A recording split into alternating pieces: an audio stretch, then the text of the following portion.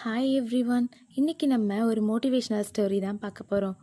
ஒரு கிராமத்தில் வீரன் அப்படின்னு ஒரு பையன் இருந்தானா. அவனுக்கு ஒரு வேலையை செஞ்சோடனே அதுக்கான பலன் கிடைக்கணும்னு எல்லாத்துலேயும் ரொம்ப அவசரப்படுவானா.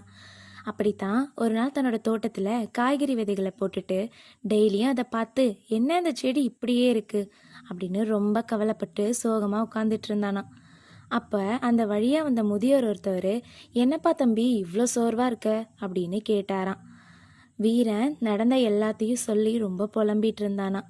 அப்போ அந்த முதியவர் சிரிச்ச முகத்தோட ஒரு மூங்கி விதையை கொடுத்து, இங்க பாருப்பா தம்பி, ஒவ்வொரு விஷயத்துக்கும் அதுக்கான காலம் அப்படின்னு ஒன்று இருக்கு.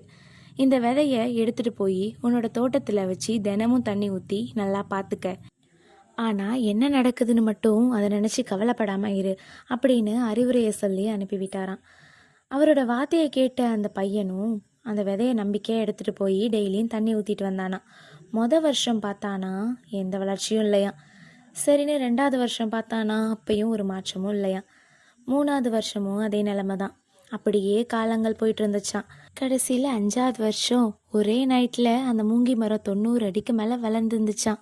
அதை பார்த்து வியந்து போன அந்த வீரன் அந்த முதியவரை தேடி போய் பார்த்து, ஐயா, 5 வருஷமாக நானும் செடிக்கு தண்ணி ஊற்றிட்டு வரேன், எந்த வளர்ச்சியும் இல்லை, ஆனால் திடீர்னு எப்படி அது ஒரு 90 அடிக்கு மேலே வளர்ந்துச்சு அப்படின்னு ஆச்சரியத்தோடு அவர்கிட்ட கேட்டாராம். அதுக்கு அந்த முதியவர் சொன்னாராம், தம்பி, அந்த 5 வருஷமும் செடி வளரலை அப்படின்னு நீ நினச்சிட்டு இருந்திருக்க. ஆனால் உண்மை என்னன்னா, அத்தனை வருஷமும் அது தன்னோட வேர்களை ஆழமாக அடிப்பதிச்சு தன்னை பலமாக்கிக்கிட்டு இவ்வளோ உயரமாக வளர்ந்து நிற்குது. அது மாதிரி தான்ப்பா வாழ்க்கையும். உன்னோட உழைப்போட பலம் ஒரு நாள் நிச்சயமாக வெளிப்படும். அது வரைக்கும் நம்பிக்கையோட காத்திரு. காலம்தான் சிறந்த ஆசான். Until then, signing off, yours Abhirami. Thank you.